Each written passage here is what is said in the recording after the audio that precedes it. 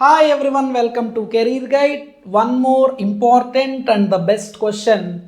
When a number n is divided by 5, the remainder is 2. n అనే నెంబర్ని 5తో divide చేస్తే reminder 2 వస్తుంది. When n square is divided by 5, then what is the remainder?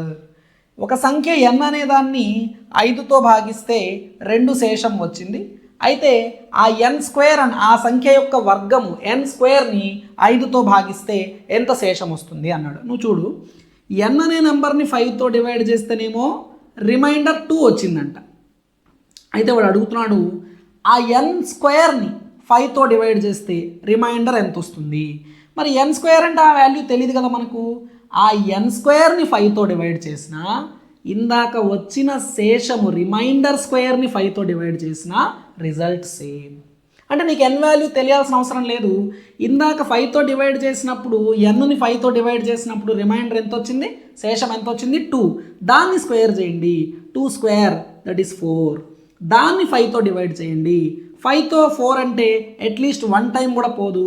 5 0 0, 4లో 0 పోతే 4. So 5తో 4ని divide చేస్తే reminder 4 వస్తుంది.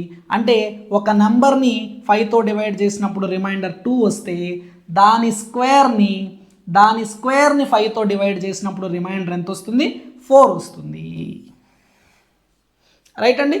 So ఇదే విధంగా ఎన్టీపీసీలో అడిగినటువంటి అనదర్ పేపర్, ఇంకొక పేపర్లో one more beautiful question, same concept, చాలా important concept. Please solve this question and post your answer in the comment section. అదేవిధంగా కాన్సెప్ట్ నచ్చితే ప్లీజ్ లైక్ అండ్ సబ్స్క్రైబ్.